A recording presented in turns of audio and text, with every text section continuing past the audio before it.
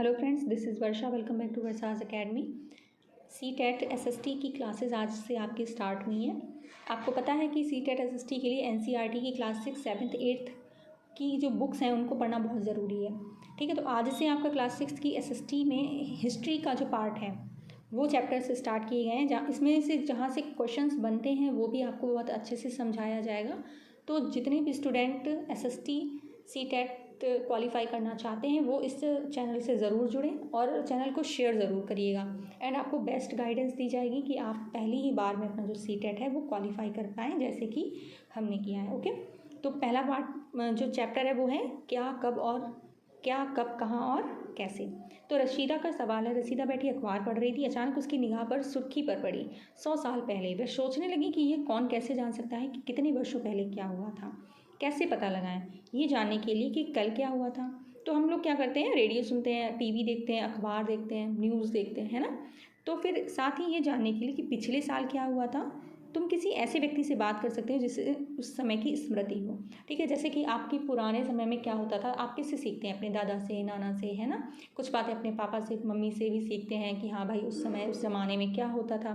लेकिन बहुत पहले क्या हुआ था ये कैसे जानेंगे?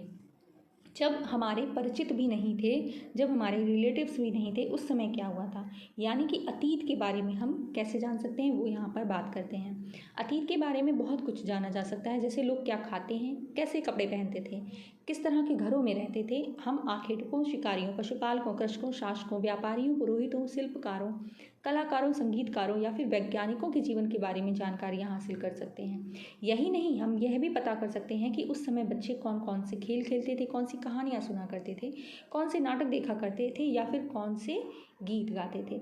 ठीक है, अभी तो आपको पता है कि आप किस तरह से खाना बनाते हो, गैस पर बनाते हो। उस ज़माने में जब वहाँ गैस भी नहीं होती थी तब कैसे खाना बनाते थे। ठीक है, अभी तो आपको पता है कि आप पका कर खाना खाते हो, लेकिन उस ज़माने में जब पकाने की विधियाँ ही लोगों को नहीं पता थी तब कैसे खाना खाते थे। इन सब के बारे में भी हम जान सकते हैं, लेकिन कैसे, लोग कहाँ रहते थे बताइए। अब देखिए, मानचित्र 1 पृष्ठ 2 में नर्मदा नदी का पता लगाओ। तो अभी हम देखेंगे इसको भी। कई लाख वर्ष पहले से लोग इस नदी के तट पर रह रहे हैं। आपको पता होगा कि पहले के लोग जो है वो नदियों के किनारे रहते थे, क्योंकि वहाँ पर पानी की सुविधा रहती थी, है ना। और पानी पीने जानवर भी आते थे, तो जानवरों का आखेट करके उनको भोजन भी मिल जाता था। यहाँ रहने वाले आरंभिक लोगों में से कुछ कुशल संग्राहक थे, आसपास के जंगलों की विशाल संपदा से परिचित थे। अपने भोजन के लिए वे जड़ों, फलों, जंगल के अन्य उत्पादों का यहीं से संग्रह किया करते थे। वे जानवरों का आखेट भी करते थे। जैसा कि अभी हमने बताया कि नदी में पानी होने की वजह से जब जानवर आते थे तो वो उनका शिकार कर लेते थे। जंगलों के और नदियों के पास रहने से उनको वहाँ के जो फल हैं, वहाँ के जो उत्पाद हैं वो उनको बहुत अच्छे से मिल जाते थे और वो अपना जो भोजन है उनसे ग्रहण करते थे। ठीक है, तो इतना आप यहाँ पर समझ गए होंगे। नेक्स्ट है, अगर तुम उत्तर पश्चिम की सुलेमान और किरधर पहाड़ियों का पता लगाओ। तो यहाँ पर आपका प्रश्न क्या बन जाता है कि उत्तर पश्चिम में कौन सी पहाड़ियाँ हैं। तो यहाँ पर 2 पहाड़ियों की चर्चा हो रही है, सुलेमान और किरधर पहाड़ियाँ कहाँ हैं? उत्तर पश्चिम में।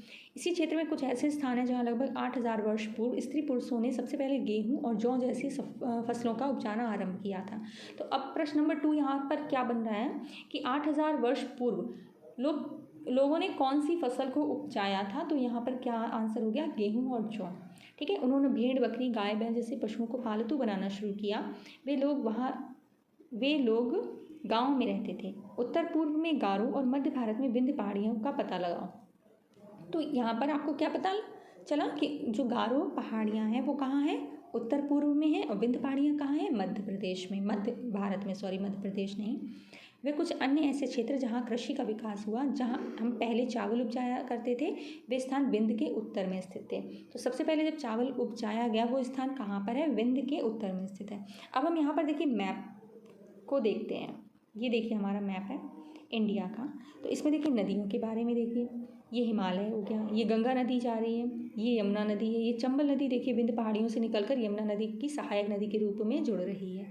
सोन नदी देखिए, सोन नदी है हमारी कहाँ पर? गंगा नदी में जाकर मिल रही है। गंगा नदी देखिए बांग्लादेश में होते हुए आ रही है। गारो पहाड़ियाँ जिसके बारे में अभी जस्ट बात की उत्तर भारत में, तो यहाँ पर ही देखिए ब्रह्मपुत्र नदी के बारे में भी आपको देखने को मिल रहा है कि गारो पहाड़ियाँ के पास में ही क्या है? ब्रह्मपुत्र नदी है। ये झेलम नदी देख ली, सिंधु नदी देखिए चाइना से होते हुए, भारत से होते हुए पाकिस्तान की तरफ जा रही है। ठीक है, ये झेलम नदी है। चेनाब नदी, रावी नदी, व्यास नदी सारी दिख रही हैं। चंबल भी आप देख सकते हैं यहाँ पर।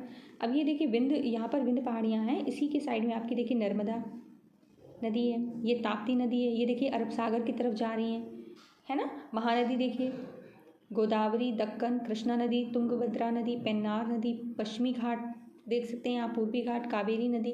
तो आपने एक चीज़ और नोटिस यहाँ पर की होगी, कुछ जो नदियाँ हैं ये बंगाल की खाड़ी की तरफ आ रही हैं और कुछ नदियाँ अरब सागर की तरफ। तो प्रश्न यहाँ से ये भी बन जाता है कि कौन सी वो नदियाँ हैं जो बंगाल की खाड़ी तरफ बहती हैं और कौन सी वो नदियाँ हैं जो अरब सागर की तरफ बहती हैं, है ना। इस तरह से भी प्रश्न आपका बनता है। अब देखिए कहाँ, यहाँ पर आपको श्रीलंका दिख रहा होगा, लक्षद्वीप भी दिख रहा होगा, अंडमान निकोबार। तो इस मैप को बहुत अच्छे से देख लीजिएगा और चाहे तो इसका स्क्रीनशॉट ले लीजिए, जिससे आपको नदियों के बारे में अच्छा सा ज्ञान हो जाए। ओके, अब देखिए मानचित्र पर सिंधु तथा इसकी सहायक नदियों का पता लगाने का प्रयास करो। तो सिंधु की सहायक नदियाँ आपने अभी जस्ट देखी होंगी कि झेलम, चिनाब, है ना। देखी या नहीं देखी है, फिर से देख लेते हैं। सिंधु की कौन सी नदियाँ हैं? झेलम, चिनाब, रावी, सतलज, व्यास, ये सारी सिंधु की सहायक नदियाँ हैं। ठीक है, जो एक बड़ी नदी में मिल जाती हैं। लगभग 4700 वर्ष पूर्व इन्हीं नदियों के किनारे कुछ आरंभिक नगर फले फूले। गंगा व इसकी सहायक नदियों के किनारे तथा समुद्र तटवर्ती इलाकों में नगरों का विकास लगभग 2500 वर्ष पूर्व हुआ। गंगा एवं इसकी सहायक नदी सोन का पता लगा। तो गंगा और सहायक नदी सोन के बारे में जस्ट हमने अभी देखा था। गंगा के दक्षिण में इन नदियों के आसपास के क्षेत्र प्राचीन काल में मगध, जो वर्तमान में बिहार के नाम से जाना जाता था। तो प्रश्न यहाँ से ये भी बन सकता है, बिहार को पहले किस नाम से जाना जाता था। ठीक है, इसके शासक बहुत शक्तिशाली थे। उन्होंने एक विशाल राज्य स्थापित किया। देश के अन्य हिस्सों में भी ऐसे राज्यों की स्थापना की गई थी। लोगों ने सदैव उपमहाद्वीप में एक हिस्से से दूसरे हिस्से तक यात्रा की। ठीक है, आपने देखा होगा कि किस तरह से भारत की खोज की गई, भारतवासियों ने भी कुछ जगहों की खोज की। इस तरह से कभी कभी हिमालय जैसे ऊंचे पर्वतों, पहाड़ियों, रेगिस्तान, नदियों तथा समुद्रों के कारण यात्रा जोखिम भरी होती थी। फिर भी वे यात्रा कर उनके लिए असंभव नहीं थी, है ना। उन्होंने देखिए पूरा समुद्री मार्ग जो है वो पार करके काफ़ी सारे जो अंग्रेज हैं, विदेशी हैं, वो हमारे भारत में चले आए। तब कोई और साधन नहीं था। अन्य कभी अतः कभी लोग काम की तलाश में तो कभी प्राकृतिक आपदाओं के कारण एक स्थान से दूसरे स्थान जाया करते थे। ठीक है, यहाँ पर देख लीजिए दक्षिण एशिया, आधुनिक भारत। दक्षिण एशिया में क्या क्या आता है वो यहाँ पर आपको दिखाई दे रहा होगा। आधुनिक भारत, पाकिस्तान, बांग्लादेश, नेपाल, भूटान और श्रीलंका, ये दक्षिण एशिया के पार्ट है। और अफगानिस्तान, ईरान, चीन तथा म्यांमार आदि पड़ोसी देशों को दर्शाता है। कौन कौन से पड़ोसी देश हैं आपको यहाँ से दिख रहा, समझ में आ रहा होगा। दक्षिण एशिया महाद्वीप से छोटा है, लेकिन विशालता तथा बाकी एशिया से समुद्रों, पहाड़ियों और पर्वतों से बटे होने के कारण इसे प्रायः उपमहाद्वीप कहा जाता है। ठीक है, तो क्यों इसको प्रायः उपमहाद्वीप कहा जाता है, ये यहाँ से आपको समझ में आ रहा होगा, है ना। अब देखिए नेक्स्ट यहाँ पर, इसके अतिरिक्त व्यापारी कभी काफिले में तो कभी जहाज़ों में अपने साथ मूल्यवान वस्तुएं लेकर एक स्थान से दूसरे स्थान जाते रहते थे। आपको पता होना चाहिए कि जो भारत है वो काफ़ी ज़्यादा मसालों का भी घर कहा जाता रहा है और काफ़ी ज़्यादा संपदा से परिपूर्ण रहा है। तो लोगों ने क्या किया, यहाँ से उपलब्ध चीज़ों को अपने देशों में ले जाना शुरू कर दिया। ठीक है, धार्मिक गुरु लोगों को शिक्षा और सलाह देते हुए गांव से एक दूसरे गांव तथा एक कस्बे से दूसरे कस्बे जाया करते थे। कुछ लोग नए तथा रोचक स्थानों को खोजने की चाह में उत्सुकतावश भी यात्रा किया करते थे। इन सभी यात्राओं से लोगों को एक दूसरे के विचारों को जानने का अवसर मिला। कई सारे लोग ऐसे भी हैं, आपने जब इतिहास पढ़ा होगा तब समझा होगा, कि जो सिर्फ शिक्षा ग्रहण करने के लिए भारत में आए, है ना। आजकल लोग यात्राएं क्यों करते हैं, इसके बारे में भी चर्चा करिए। एक बार फिर से मानचित्र को देखिए। पहाड़ी, पर्वत, समुद्र इस उपमहाद्वीप के प्राकृतिक सीमाओं का निर्माण करते हैं। हालांकि लोगों के लिए इन सीमाओं को पार करना आसान नहीं था। जिन्होंने ऐसा चाहा वे ऐसा कर सके। वे पर्वतों की ऊंचाई को छू सके और गहरे समुद्रों को पार कर सके।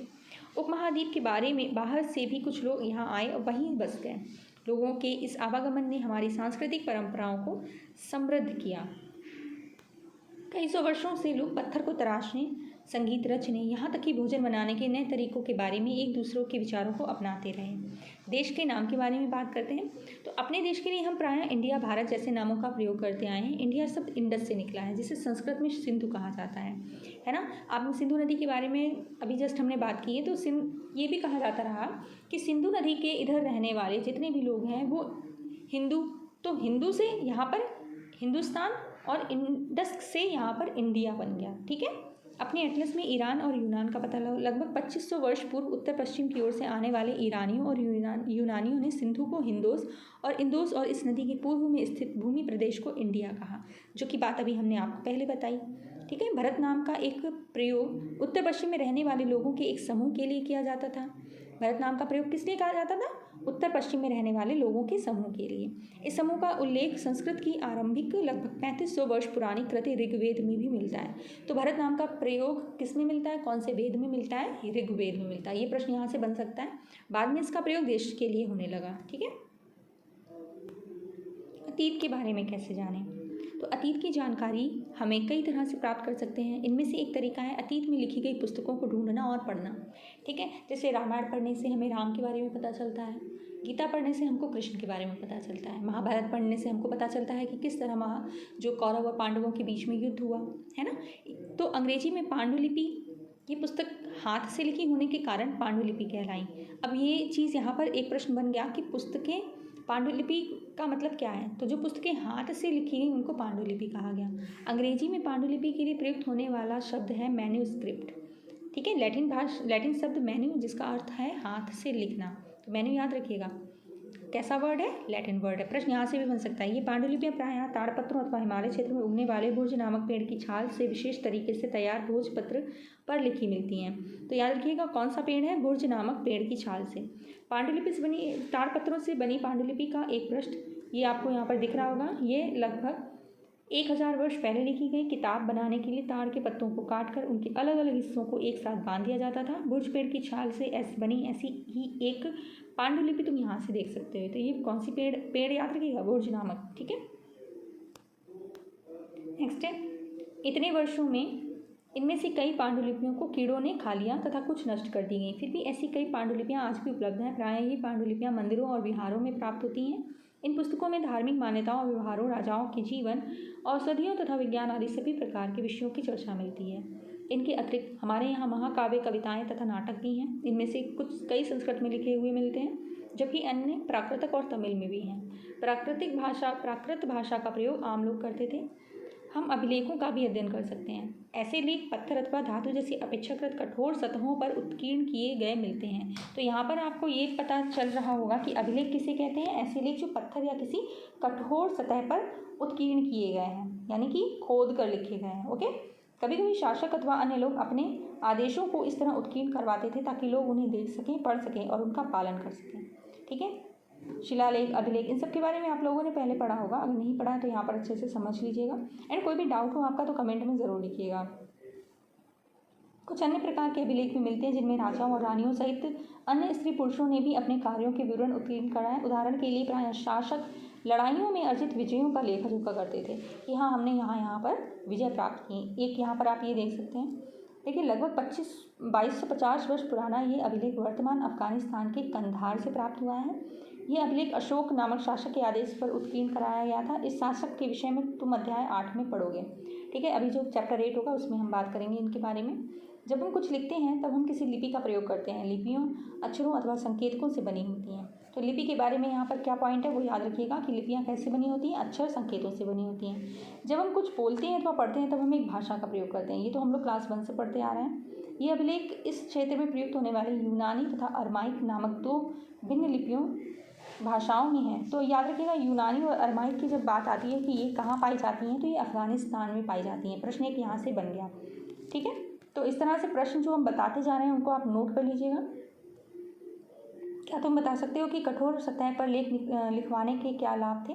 ऐसा करवाने में क्या कठिनाई आती थी? तो ये सभी को पता है कि भाई अगर आप एक एक अक्षर को किसी पत्थर पर खोद कर लिखोगे तो कितनी कठिनाई आएगी, है ना। इसके अतिरिक्त अन्य कई वस्तुएं अतीत में बनी प्रयोग में लाई जाती थी। ऐसी वस्तुओं का अध्ययन करने वाले व्यक्ति पुरातत्वविद कहलाते हैं। जो पुरानी वस्तुओं का, अतीत में हुई चीज़ों का की खोज करते हैं उनको क्या कहते हैं? पुरातत्वविद। पुरातत्वविद पत्थर और ईंट से बनी इमारतों और अवशेषों, चित्रों तथा मूर्तियों का अध्ययन करते हैं। वे औजारों, हथियारों, बर्तनों, आभूषणों तथा सिक्कों की प्राप्ति के लिए छानबीन, खुदाई भी करते हैं। इनमें से कुछ वस्तुएं पत्थर की, पक्की मिट्टी, कुछ धातु की बनी हो सकती हैं। ऐसे तत्व कठोर तथा जल्दी नष्ट ना होने वाले होते हैं। अब यहाँ पर देखिए मिट्टी का घड़ा आपको दिख रहा होगा। एक प्राचीन नगर में प्राप्त पात्र हैं ये। इस तरह के पात्रों का प्रयोग 4700 वर्ष पूर्व होता था। अब आप इसकी जो डिज़ाइन है उनको देख लीजिए। ठीक है, इस तरह की डिज़ाइन आपको अभी नहीं मिलेगी। अभी कैसे डिज़ाइंस मिलती हैं जो आज हैं, कुछ दिनों बाद शायद ख़राब हो जाए, लेकिन उस समय किस तरह से कितनी अच्छी तरह से चीज़ों को बनाया जाता था। ठीक है, दाएँ एक पुराना चांदी का सिक्का है। इस तरह सिक्कों का प्रयोग लगभग 2500 वर्ष पूर्व होता था। हमारे द्वारा आज प्रयोग में आने वाले सिक्कों में ये सिक्का बहुत भिन्न है। ठीक है, आप सभी जानते ही हैं। नेक्स्ट है, पुरातत्वविद जानवरों, चिड़ियों और मछलियों की हड्डियां भी ढूंढते हैं ताकि वो पता लगा सकें ये कितने वर्ष पुरानी है। इससे उन्हें ये जानने में मदद मिलती है कि अतीत में लोग क्या खाते थे। वनस्पतियों के अवशेष कुछ बहुत मुश्किलों से बच पाते हैं। यदि अन्न के दाने अथवा लकड़ी के टुकड़े जल जाते हैं तो वे जले हुए रूप में बचे रहते हैं। ठीक है, पांडुलिपियाँ अभिलेखों और पुरातत्व में ज्ञात जानकारियों के लिए इतिहासकार प्रायः स्रोत शब्द का प्रयोग करते हैं। ठीक है, इतिहासकार उन्हें, ये याद रखिएगा कौन सा शब्द है, स्रोत शब्द। इतिहासकार उन्हें कहते हैं कि अतीत का अध्ययन करते हैं। स्रोत से प्राप्त होते ही अतीत के बारे में पढ़ना बहुत रोचक हो जाता है, क्योंकि इन स्रोतों की सहायता से हम धीरे धीरे अतीत का पुनर्निर्माण करते जाते हैं। अतः इतिहासकार तथा पुरातत्वविद उन जासूसों की तरह हैं जो इन सभी स्रोतों का प्रयोग सुराग के रूप में कर अतीत को जानने का प्रयास करते हैं। अतीत एक या अनेक। क्या तुमने इस पुस्तक में शीर्षक हमारे अतीत पर ध्यान दिया? यहाँ अतीत शब्द का प्रयोग बहुवचन के रूप में किया गया है। ऐसा इस तथ्य की ओर ध्यान दिलाने के लिए है कि अलग अलग समूह के लोगों के लिए इस अतीत को अलग अलग मायने थे। उदाहरण के लिए पशुपालकों अथवा कृषकों का जीवन राजाओं और रानियों के जीवन से तथा व्यापारियों के जीवन शिल्पकारों के जीवन से बहुत भिन्न था। जैसा कि हम आज भी देखते हैं कि उस समय भी देश में अलग अलग हिस्सों में लोग अलग अलग व्यवहारों और रीति रिवाजों का पालन करते हैं। तो हमने जाना है ये कि हमारा जैसे भारत को ही ले लेते हैं तो भारत में भी अलग अलग क्षेत्रों में अलग अलग तरह के लोग हैं, अलग अलग तरह के रीति रिवाज हैं, उसी तरह वो व्यवहार भी करते हैं। उदाहरण के लिए आज हम अंडमान द्वीप के अधिकांश लोग अपना भोजन मछलियाँ पकड़कर, शिकार करके तथा फल फूल के संग्रह द्वारा प्राप्त करते हैं। इसके विपरीत शहरों में रहने वाले लोग खाद्य आपूर्ति के लिए अन्य व्यक्तियों पर निर्भर रहते हैं। इस तरह के भेद अतीत में भी विद्यमान थे। इसके अतिरिक्त एक अन्य तरह का भेद है, उस समय शासक अपनी विजयों का लेखा जोखा रखते थे। यही कारण है कि हम उन शासकों तथा उनके द्वारा लड़ी जाने वाली लड़ाइयों के बारे में काफ़ी कुछ जानते हैं। ठीक है, जैसे अशोक के शिलालेख हो गए। ठीक है, जबकि शिकारी, मछुआरे, संग्राहक, कृषक अथवा पशुपालक जैसे आम आदमी प्रायः अपने कार्यों का लेखा जोखा नहीं रखते थे। पुरातत्व की सहायता से हमें उनके जीवन को जानने में मदद मिलती है। हालांकि अभी भी इसके बारे में बहुत कुछ जानना शेष है। तिथियों का मतलब क्या है? अगर कोई तुमसे तिथि के विषय के बारे में पूछे तो तुम शायद उस दिन की तारीख, माह, वर्ष जैसे कि 2000 या इसी तरह का कोई और वर्ष बताओगे। वर्ष की यह गणना ईसाई धर्म प्रवर्तक ईसा मसीह के जन्म की तिथि से जुड़ी हुई है। याद रखिएगा, किससे जुड़ी हुई है? ईसा मसीह के जन्म की तिथि से। अतः 2000 वर्ष कहने का तात्पर्य ईसा मसीह के जन्म के 2000 वर्ष के बाद से है। ईसा मसीह के जन्म के पूर्व की जो तिथियां हैं उसमें ईपू यानी कि ईसा से पहले के रूप में जानी जाती हैं। आपने कई सारी तिथियों में कई सारे जो सन हैं उनमें ये लिखा हुआ देखा होगा। इस पुस्तक में हम 2000 को अपना आरंभिक बिंदु मानते हुए वर्तमान में पूर्व की तिथियों का उल्लेख करेंगे।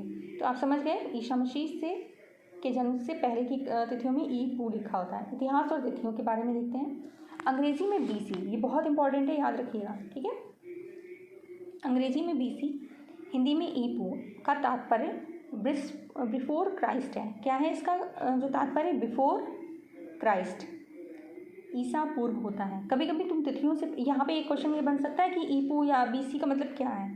कभी कभी तुम तिथियों से पहले AD हिंदी में लिखा पाते हो, तो इसका मतलब है एनो डोमिनी। AD का मतलब क्या हो गया? एनो डोमिनी नामक 2 लैटिन शब्दों से बना। और ये एनो डोमिनी कैसा शब्द है? लैटिन शब्द है। इसका तात्पर्य ईसा मसीह के जन्म के वर्ष से है, जिस वर्ष उन्होंने जन्म लिया उस वर्ष से है। कभी कभी AD की जगह CE तथा BC की जगह BCE लिखा होता है। CE अक्षरों का मतलब है कॉमन एरा, BCE का मतलब बिफोर कॉमन एरा। ठीक है, हम इन शब्दों का प्रयोग इसीलिए करते हैं क्योंकि विश्व के अधिकांश देशों में अब हम इस कैलेंडर का प्रयोग सामान्य हो गया है। भारत में तिथियों के इस रूप का प्रयोग लगभग 200 वर्ष पूर्व आरंभ हुआ था। कभी कभी अंग्रेजी में BP अक्षरों का प्रयोग होता है। इसका मतलब है बिफोर प्रेजेंट, मतलब प्रेजेंट से पहले। ठीक है, तो इतना आप यहाँ पर समझ गए। कुछ और चीज़ें यहाँ देख लेते हैं। जैसा कि हमने पहले पढ़ा, अभिलेख कठोर सतहों पर उत्कीर्ण करवाए जाते हैं। इनमें से कई अभिलेख कई सौ वर्ष पूर्व लिखे गए थे। सभी अभिलेखों में लिपियों और भाषाओं का प्रयोग हुआ है। समय के साथ साथ अभिलेखों में प्रयुक्त भाषाओं तथा लिपियों में बहुत बदलाव आ चुका है। विद्वान ये कैसे जान पाते कि क्या लिखा था? इसका पता अज्ञात लिपि का अर्थ निकालने की एक प्रक्रिया द्वारा लगाया जा सकता है। इस प्रकार में अज्ञात लिपि को जानने की एक प्रसिद्ध कहानी उत्तर अफ्रीकी देश मिस्र से मिलती है। लगभग 5000 वर्ष पूर्व यहाँ राजा रानी रहते थे। ठीक है, तो मिस्र में आपने देखा होगा पिरामिड बने होते हैं। है ना, और उसमें काफ़ी कुछ लिखा भी होता है।